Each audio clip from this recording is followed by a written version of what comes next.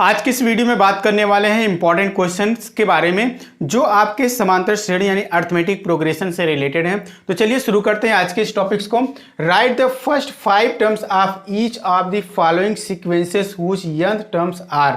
आपको हमने पहले ही बता रखा कि सीक्वेंस और प्रोग्रेशन में डिफरेंस होता है। यानी फर्स्ट टाइप जो क्वेश्चन हमने लिया है वो कहाँ से लिया है, सीक्वेंस से लिया हुआ है। सीक्वेंस के nth टर्म को यहाँ पे गिवन दैट में दे रखा है whose nth terms are an is equal to 3n plus 2 and an is equal to n minus 2 upon 3। ऐसे ही दो और क्वेश्चन हैं लेकिन ये सब के सब किसके हैं, सीक्वेंस के हैं। तो सीक्वेंस का nth टर्म अगर आपको दिया जाए और ये पूछा जाए उसके 5 और टर्म्स कौन कौन से होंगे, 5 टर्म्स को निकालने हैं, 5 टर्म्स को।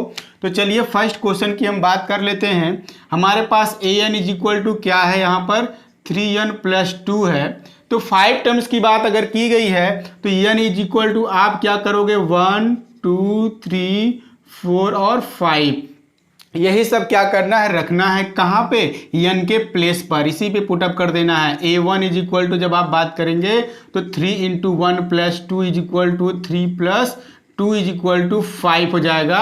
यानी इस सीक्वेंस का, जिस सीक्वेंस का ये nth टर्म है उस सीक्वेंस का फर्स्ट टर्म कौन है, 5 है। चलिए नेक्स्ट पॉइंट की बात करते हैं। यानी a2 is equal to n की जगह पर 2 पुट अप कर देते हैं हम। तो यहाँ पे 3 into 2 plus 2 is equal to 6 plus 2 is equal to 8। And ऐसे ही थर्ड टर्म की अगर हम बात कर लें, तीसरे टर्म की, तो 3 इंटू n की जगह पे कितना पुटअप करेंगे, 3 करेंगे प्लस 2, 3 3 जा 9 प्लस 2 कितना हो जाएगा, 9 प्लस 2 इज इक्वल टू 11 हो जाएगा। ऐसे ही a4 कैलकुलेट कर लेंगे, 3 into 4 plus 2 is equal to 3 4 जा 12 प्लस 2 इज इक्वल टू 14। और ऐसे ही a5 यानी लास्ट टर्म आप देख लेंगे यहाँ का, 3 into 5 plus 2 is equal to 15 plus 2 is equal to 17। यानी हमने क्या किया, यहाँ पे जो nth टर्म दिया हुआ था, nth टर्म दिया हुआ था an, उसके हेल्प से 5 टर्म्स को कैलकुलेट कर दिया जो यहाँ पे सीक्वेंस का nth टर्म दिया हुआ था an। यानी इसी की मदद से हमने क्या किया, 5 टर्म्स को कैलकुलेट कर दिया। ऐसे हमारे पास एक और है an। सेकेंड क्वेश्चन की अगर हम बात कर लें तो सेकेंड क्वेश्चन में हमको an इज इक्वल टू क्या दे रखा है, n माइनस 2 अपान 3 दे रखा है। फिर से हमको क्या करना है, पुट कर देना है n is equal to 1 2 3 4 and 5। ठीक, तो a1 इज इक्वल टू जब आप बात करेंगे तो n की जगह पे कितना 1 माइनस 2 अपान 3 की बात करेंगे तो माइनस 1 अपान 3 हो जाएगा ये। और a2 की अगर बात करेंगे तो 2 माइनस 2 अपान 3, ये तो 0 होगा, 0 में किसी भी नंबर से डिवाइड किया जाता है तो 0 हो जाता है। फिर ऐसे ही a3 की बात करेंगे तो 3 minus 2 upon 3 is equal to 1 upon 3 हो जाएगा। a4 की बात करेंगे तो 4 minus 2 upon 3 is equal to, यहाँ पे आपको क्या मिलने वाला है, 2 अपान 3 हो जाएगा। और a5 की अगर बात कर लें तो 5 minus 2 upon 3 is equal to क्या होगा, ये 3 अपान 3 इज इक्वल टू 1। यानी आपको इस सीक्वेंस के nth टर्म से भी क्या पता चल गया, 5 टर्म्स आपको मिल जाता है। अब थर्ड क्वेश्चन थोड़ा सा अलग है। उस अलग वाले क्वेश्चन में देखेंगे आपको nth टर्म किस फॉर्म में दिया हुआ है। an इज इक्वल टू दे रखा है माइनस 1 की पावर n इंटू 2 पे पावर n है, बिल्कुल वैसे ही, लेकिन यहाँ पे हम क्या करने वाले हैं, n इज इक्वल टू, फिर से ये हमारा थर्ड क्वेश्चन है, n is equal to 1 2 3 4 and 5।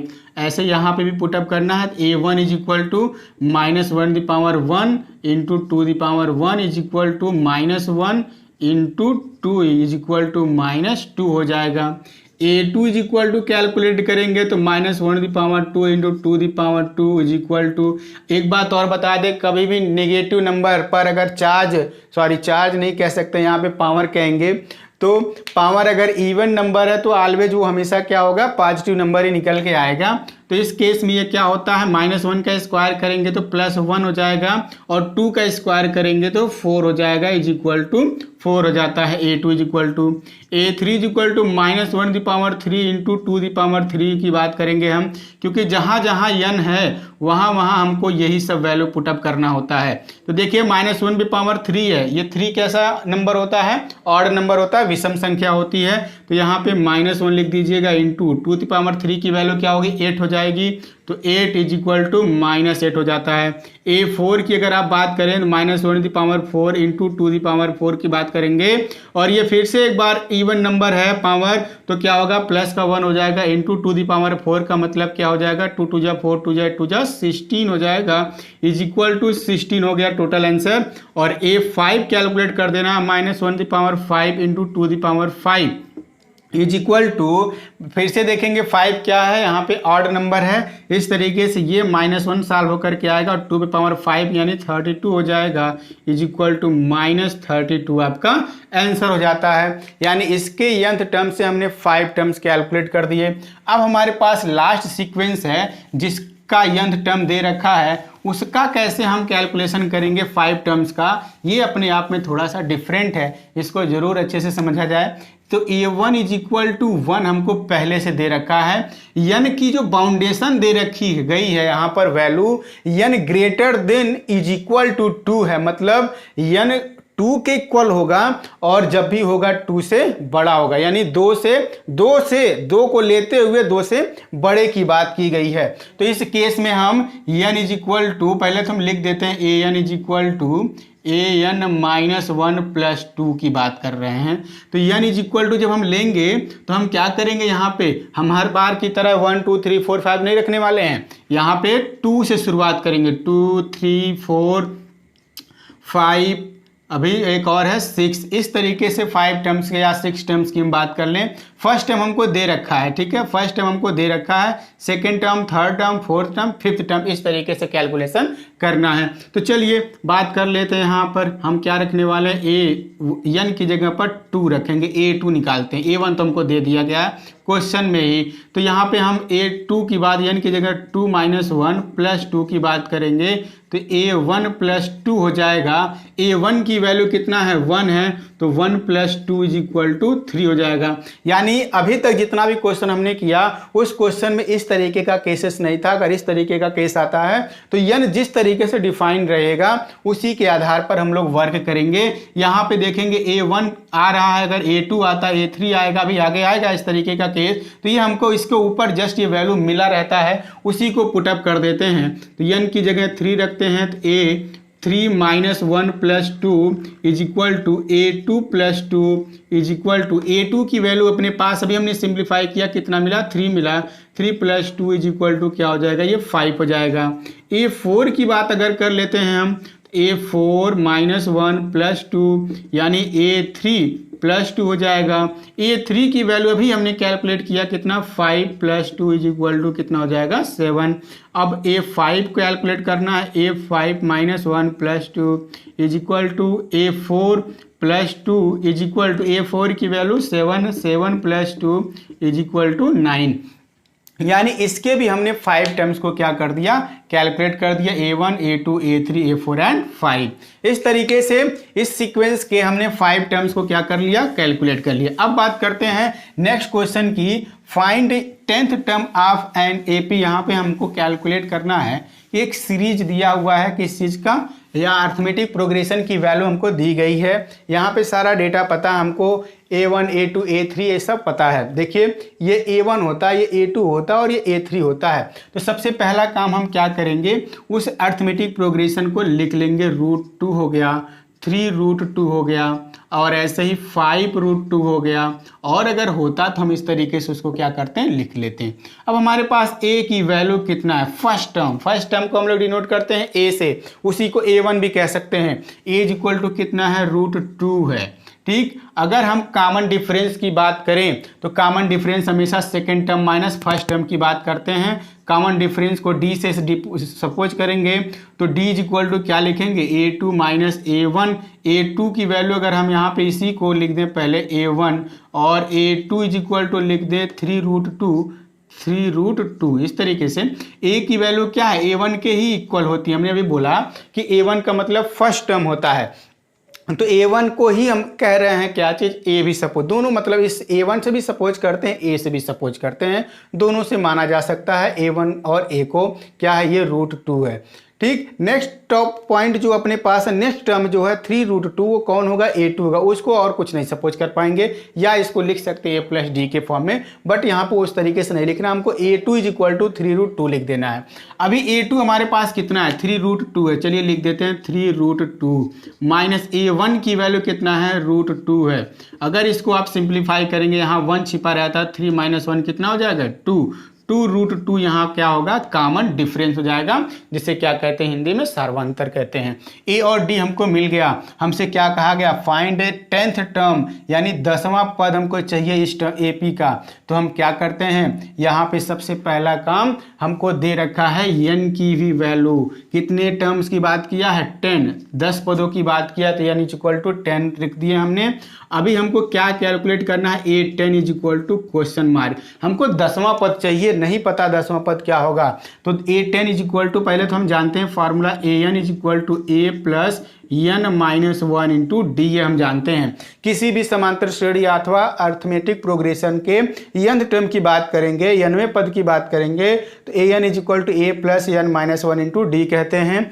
अभी हमको n की जगह क्या रखना है, 10 रखना है, तो a10 = a की वैल्यू कितना है, √2 है, चलिए लिख दिया हमने √2, और n की जगह 10 - 1 और d की जगह क्या रखना है, 2√2 रख देना है। चलिए इतना पूरा पुटअप कर दिया हमने।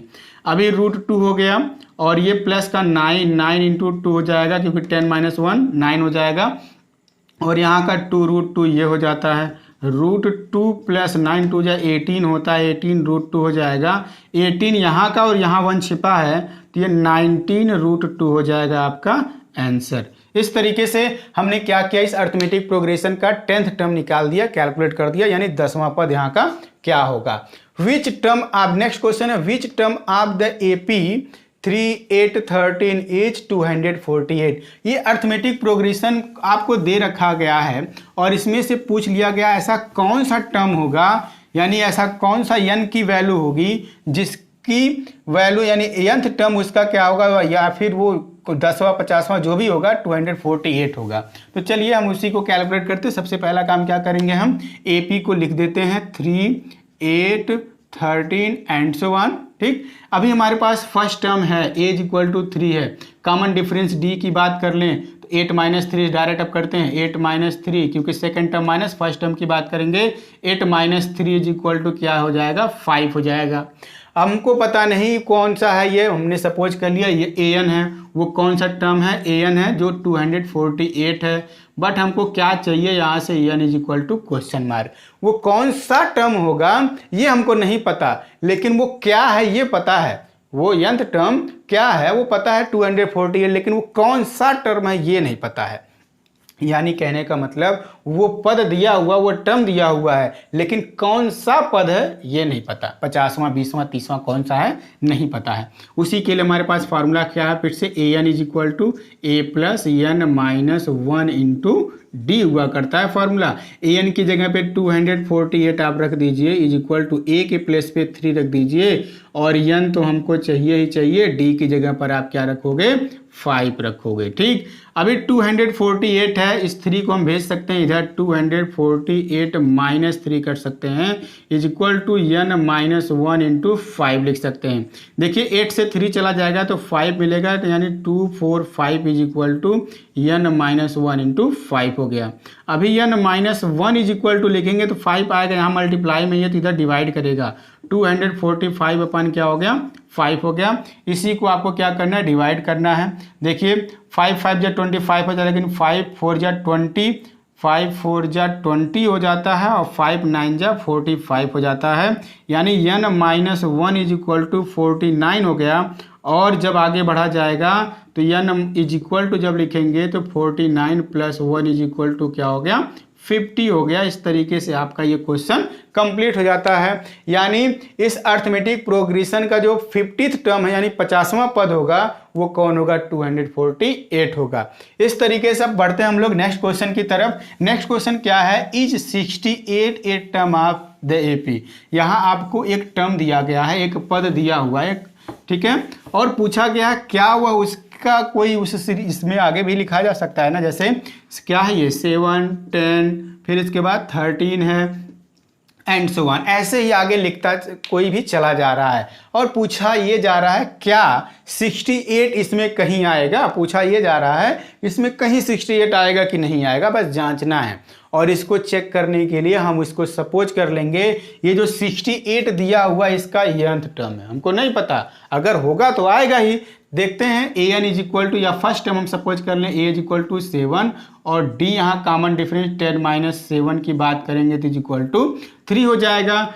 और A N is equal to हमको पता है कि कितना होना चाहिए, 68 होना चाहिए। अगर होगा इसमें तो आएगा, वो कौन सा टर्म होगा, नहीं होगा तो कोई बात नहीं। तो हमको कैलकुलेट क्या करना है, एन को यहाँ से फिर से कैलकुलेट करना है। बस यहाँ हमको पूछने का तरीका अलग रखा गया, लेकिन ये क्वेश्चन और ये क्वेश्चन दोनों एक जैसे हैं। इसमें देखिए दिया हुआ है टर्म कंफर्म कि इसका ये है, कौन सा वो है, लेकिन इसमें डाउट में है कि 68 पता नहीं इसमें है कि नहीं है। बस हम उसको चेक करेंगे। अगर हमको n की वैल्यू एक कंप्लीट नंबर सॉल्व होकर के मिलता है, पूर्ण संख्या मिलता है, जैसे 2, 4, 6, 8, 1/2 नहीं, 5/3 नहीं, इस तरह का क्वेश्चन नंबर नहीं मिलना चाहिए n की वैल्यू, जब भी मिलना चाहिए एक कंप्लीट नंबर मिलना चाहिए। अगर ऐसा हो जाता है तो कंफर्म वो उस एपी में है, उस अर्थमेटिक प्रोग्रेशन में है। तो चलिए सॉल्व करते हैं। तो हमारे पास क्या है formula, a N is equal to A plus N minus 1 into d है फार्मूला। ए एन की जगह 68 रख दीजिए, इज इक्वल टू ए के प्लेस पे 7 रख दीजिए और एन माइनस 1 डी के प्लेस पे आप 3 रखेंगे। 7 आ जाएगा, 68 minus 7 is equal to n minus 1 into 3 हो जाएगा। ये देखिए 61 इज इक्वल टू हो जाएगा, 68 minus 7 is equal to 61 is equal to n minus 1 into 3। अभी क्या कर देना, इस यहाँ से n minus 1 is equal to लिखेंगे तो 61 अपन क्या होगा, ये 3 हो गया। अब आगे अगर और सिंप्लीफाई करें तो ये 3 से वैसे भी कैंसिल नहीं हो रहा है, n इज इक्वल टू लिखेंगे तो 1 प्लस 61/3 होगा। ये कभी भी एक कंप्लीट नंबर नहीं होने वाला है, ठीक। तो अगर ये कंप्लीट नंबर नहीं होने वाला है तो जरा एक बार देख लेते हैं आगे भी सॉल्व करके। तो 3 प्लस 61/3 और ये क्या हो जाएगा, 314 हो जाएगा और ये 64/3, जबकि ये इवन नंबर है तो ये कैसे होने वाला है simplify, n is equal to हमने कंप्लीट करके दिखा दिया आपको। क्या ये 3 से पूरा 64 कैंसिल हो जाएगा, बिल्कुल भी नहीं कैंसिल होगा। इसलिए ये क्या होगा, एक डेसिमल में आने वाला संख्या है, नंबर है, और ये कंप्लीट नंबर नहीं हुआ। इसका मतलब क्या हुआ, 68 इस एपी में कहीं भी आगे आने वाला नहीं है। अगर ये पूरा कट के एक अच्छा सा नंबर कंप्लीट नंबर आता तो कंफर्म उस एपी का वो मेंबर होता, नहीं तो नहीं। अब आप बात समझ गए होंगे। अब लास्ट क्वेश्चन की बात करनी है हमको। यहाँ पूछा गया how many terms are there in AP. यहाँ पे एक एपी दिया हुआ है और उसका लास्ट टर्म भी दिया है, यानी बाउंड्री का दिया हुआ अंतिम वाला टर्म दिया हुआ है। तो पूछा ये गया है कि इसमें कुल कितने टर्म्स होंगे, कुल कितने पद होंगे। 7 से 7 से स्टार्ट हुआ, 43 तक जाया गया है। तो देखते हैं, सबसे पहले इसको हम लिख देंगे 7, 10, 13 एंड सो ऑन, कहाँ तक, 14 तक, इसको 43 तक इसको लिख देंगे। अब हमारे पास फर्स्ट टर्म क्या है, एज इक्वल टू 7 है, यहीं से पता चल जा रहा है। डी को कैलकुलेट करेंगे, 10 माइनस 7 लिखेंगे, 10 माइनस 7 इज इक्वल टू कितना हो गया, 3 हो गया। लास्ट टर्म हमारे पास है, उसी लास्ट टर्म को हम ए एन कह देंगे, यहाँ पे A N is equal to 43 हो गया। अब हमारे पास n नहीं है पता, n ही तो हमको कैलकुलेट करना है। हाउ मेनी टर्म्स मतलब नंबर ऑफ टर्म्स कैलकुलेट करना, कुल इसमें कुल कितने टर्म्स होंगे। तो चलिए सॉल्व कर देते हैं। फॉर्मूला अपने पास क्या है, A N is equal to A plus N minus 1 into D. A N की वैल्यू हमारे पास कितना है, 43 है, ए की वैल्यू कितना है, 7 है, एन नहीं पता तो इसको ऐसे रख देते हैं, डी हमको पता है कितना, 3 है। तो 43 minus 7 is equal to n minus 1 into 3 हो जाएगा। अब देखिए 13 से 7 को माइनस कर देंगे तो यहाँ से 7 और 6 को यहाँ पे आपको क्या मिलेगा, 6 मिलने वाला है और यहाँ से 3 मिलेगा, यानी is equal to n-1 into 3 हो जा रहा है। और n-1 इज इक्वल टू जब लिखेंगे तो 36/3 लिखेंगे और 3 1 जा 3, 3 2 जा 6, n-1 इज इक्वल टू लिखेंगे तो 12 होगा और n इज इक्वल टू लिखेंगे तो 12 प्लस 1 इज इक्वल टू यहाँ पर आपको क्या मिलेगा, 13 मिलेगा। यानी इस अर्थमेटिक प्रोग्रेशन में जिसका लास्ट टर्म क्या था, 43 था, कुल कितने टर्म्स होंगे काउंट कर लिया जाएगा तो 13 टर्म होंगे, यानी 13 टर्म होंगे। इस तरीके से हमने जितने भी तरीके के क्वेश्चन लिए सब अलग अलग तरीके के क्वेश्चन को लिया था और बिल्कुल ये आपको कहीं ना कहीं शुरुआती दौर पे मिल जाएगा एक्सरसाइज में पढ़ने के लिए, चाहे आप एनसीईआरटी की बुक पढ़ते हो चाहे किसी अदर साइड बुक की बात करते हो, सब में इस तरीके का क्वेश्चन आपको मिल जाएंगे। तो आप उनको सॉल्व करें, अच्छा सा चीज़ों को सीखें और इसी के साथ मिलते हैं, तब तक के लिए दीजिए इजाज़त।